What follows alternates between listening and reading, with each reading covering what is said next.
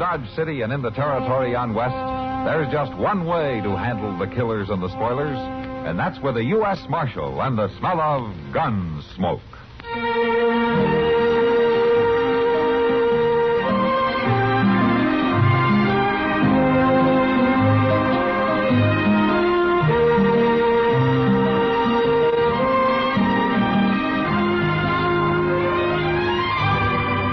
Gunsmoke, starring William Conrad, the story of the violence that moved west with young America, and the story of a man who moved with it. I'm that man, Matt Dillon, United States Marshal. The first man they look for and the last they want to meet. It's a chancy job, and it makes a man watchful and a little lonely.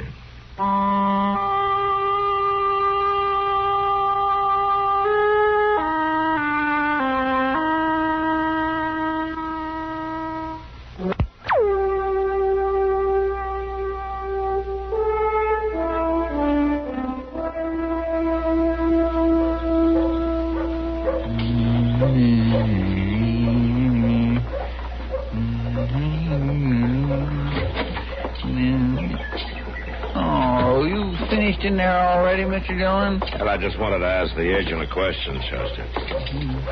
All right, I was sort of hoping you'd be a few minutes longer. Oh, you want me to go back in? Oh, no. Of course not. I was just thinking, though, that it's near the stage time and all, I'd like to stay a little bit and see it come in. Are you expecting somebody? Well, no, it ain't that. Well, what is it, then? Well, I just like to see them stages come in, is all. I get to figuring on all the miles that have come and all the folks that's rode in them and all the things that's happened. You know, Mr. Dillon, it kind of stirs a man up. Hang on to yourself, Chester, because here it comes.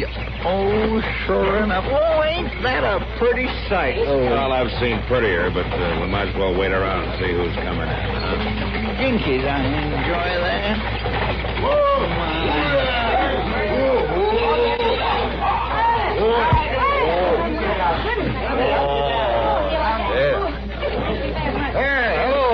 Hello, Jim. Did you have a good run? Well, driving one of these rigs ain't never exactly easy, but nothing special happened. That's good. You looking for somebody? No, Chester, just sightseeing. How's that? He just likes to watch, that's all. Well, now he can just watch me tend to that baggage. I'll see you later, Marshal. Sure, Jim. Well, he don't need to act so smart about it. Pardon me, gentlemen. I'd like to ask a question. Oh, sure. What's on your mind? Billy Critt, sir, from Louisiana.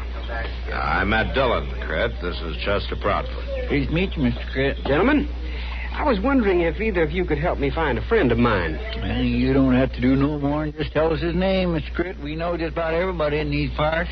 It's not a he, it's a lady. A lady? Well, now... What's her name, Critt? Russell. Miss Kitty Russell. You happen to know her, Marshal? Know her?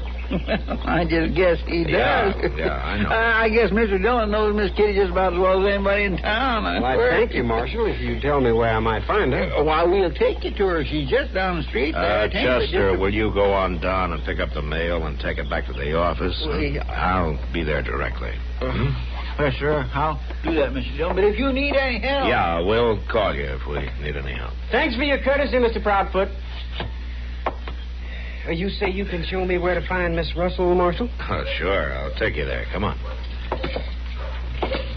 You, look a little young to have known Kitty very well. She's been here in Dodge for quite a spell now.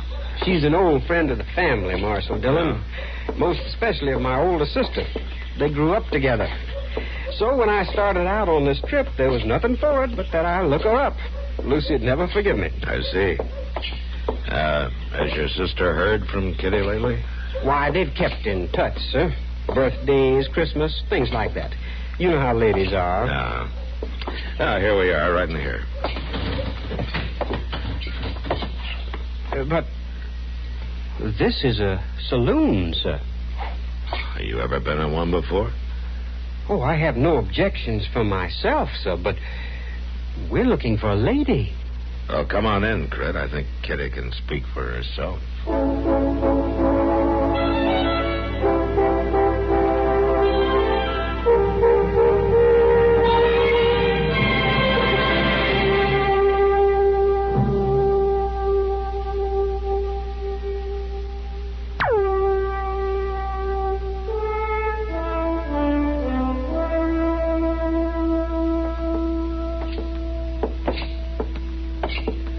Kitty. I'll be with you in a minute, Matt, as soon as I get these bills added up. Sit down. This is an old friend of yours. Oh, no. Of course not. I was just thinking, though, that it's near the stage time and all, I'd like to stay a little...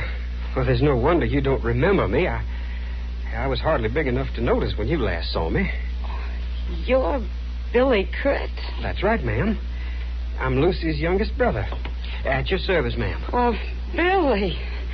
Well, I remember you. Well, sure I do.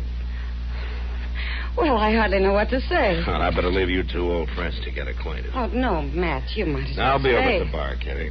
Well, thank you, sir, for your help. That's all right, Critt. I'll see you later. Well, Billy, sit down. Thank you, ma'am. The marshal was very accommodating when I told him you were a friend of the family. Oh, the family. That was all a long time ago, wasn't it, Billy? I reckon it was.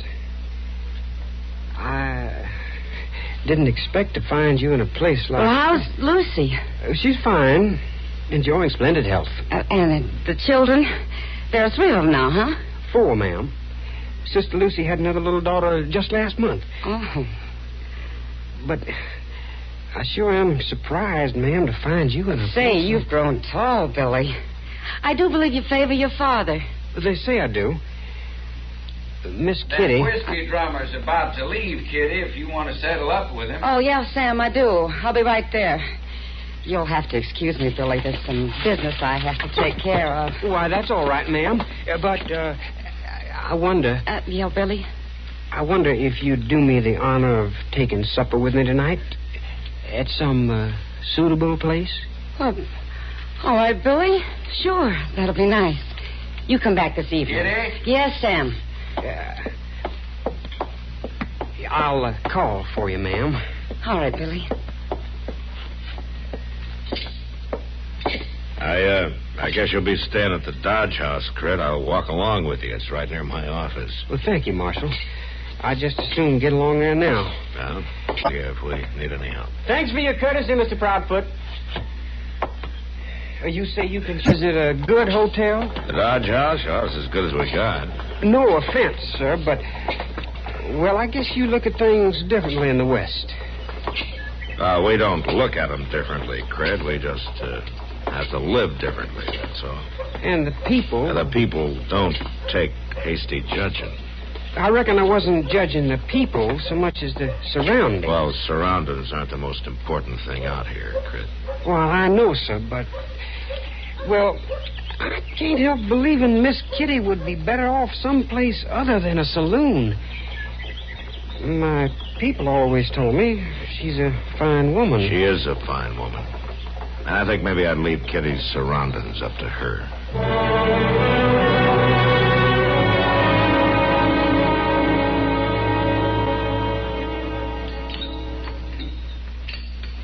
No.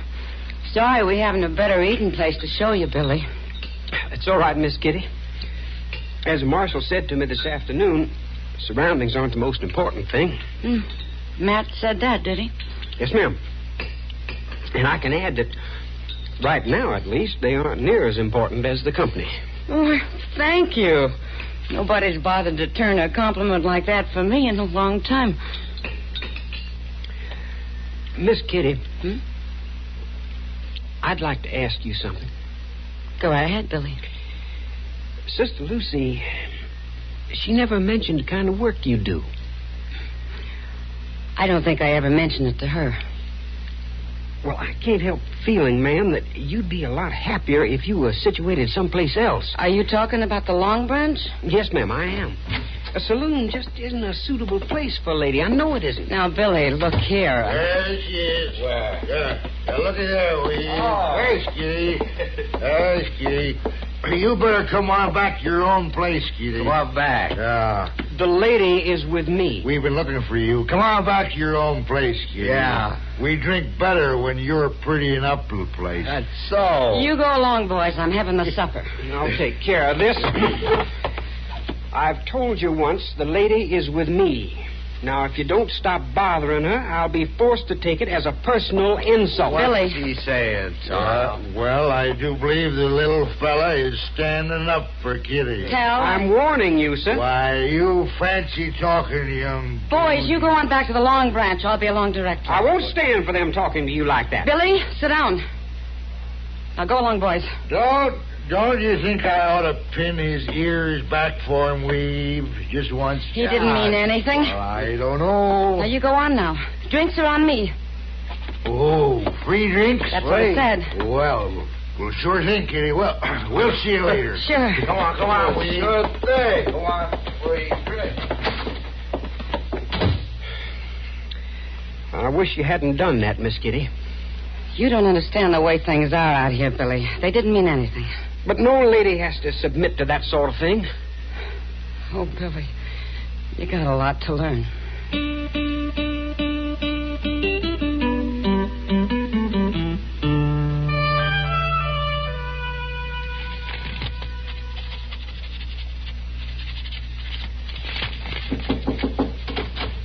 Can I come in, Matt? Huh?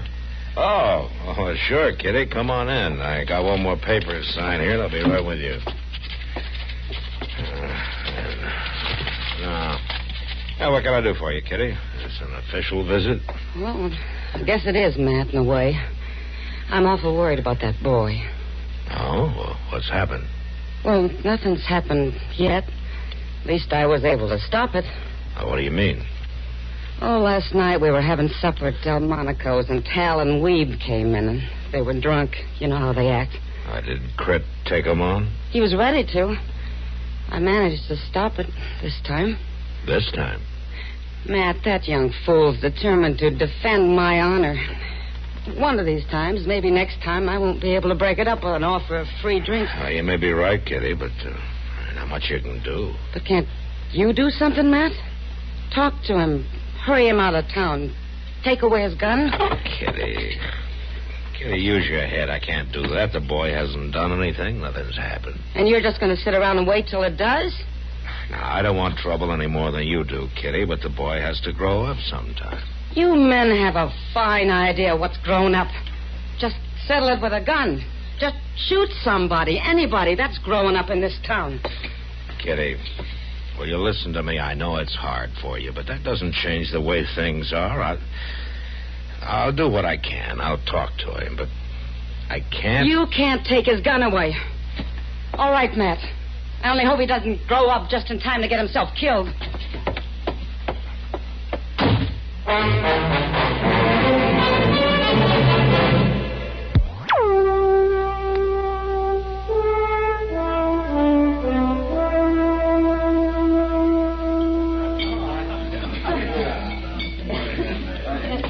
Tell you, Doc, Miss Kitty read him out something fierce.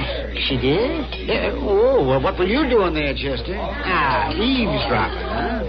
No, Doc, but I was in the back room there when Miss Kitty come in, and there wasn't no way for me to come out once she started going on, Mr. Dillon.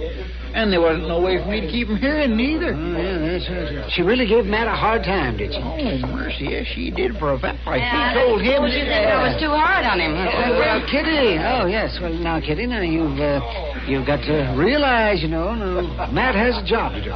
Yes, he has, and a tough job. Now, he can't take time to nursemaid every young pup who comes to town. Oh, you men are all alike. Just leave him alone. Give him a gun and leave him alone. It'll all be settled one way or another. Miss Kitty, Billy coming in. I was afraid he would.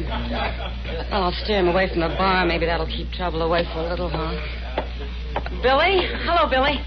Good afternoon, Miss Kitty. Come on over here and sit down, huh? Thank you.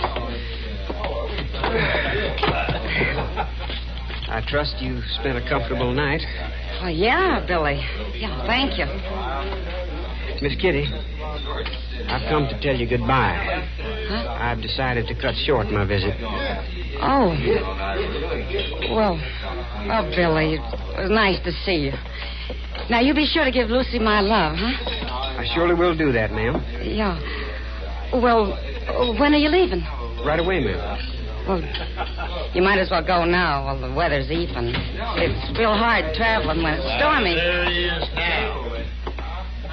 The gent with the fancy talk. Tal, you go along now.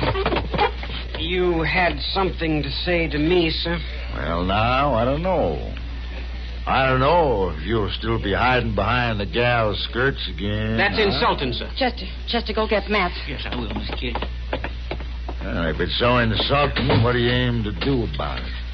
I'm inviting you out into the street with me, sir, right now. Billy, Tal, you stop this right now. Not this time, Miss Kitty. Did you hear me, sir? Will you step outside with me? You mean you really know how to use that gun you're wearing? I know how to use it. If you are not afraid. You young smart aleck. I'm waiting. Doc?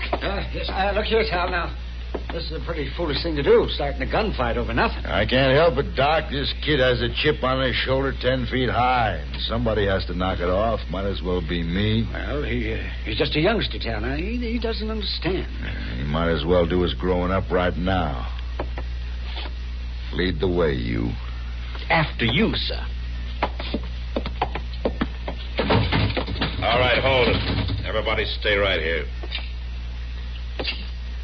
This is an affair of honor, Marshal. You have no right to interfere. I'm interfering anyway. Now, give me your gun, Critt. No, Marshal. You... Give it back. I'll give it back when you leave town. All right, Tal. Go on, get out of here. No, wait. Go on, before I let you cool off in jail. Now, go on.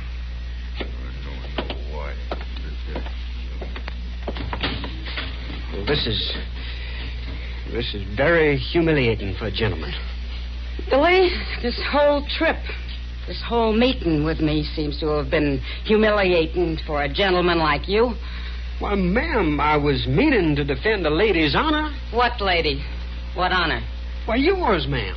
Now, you listen to me. I've been getting along very well here without you to defend me.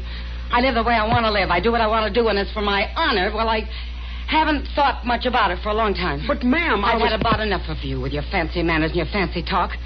Sooner you go back to your mama and your nice ways of living, the better I'll like it. Sam, I'll have a whiskey. Sure, Keith.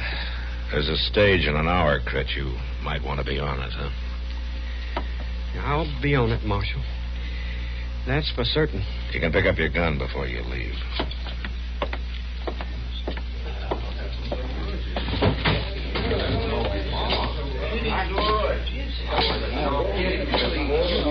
You were pretty hard on him, Kitty. And pretty hard on yourself, too. Yeah, I was. It settled it, didn't it? I guess it isn't the first time a woman's had to be hard on herself to keep a man out of trouble. Has he gone? Yeah, he's taken the stage. That's good. Oh, well, Matt. Come on. I'll buy you a drink. Well, you think I'm grown up enough? Guess I'm going to have to let you decide that.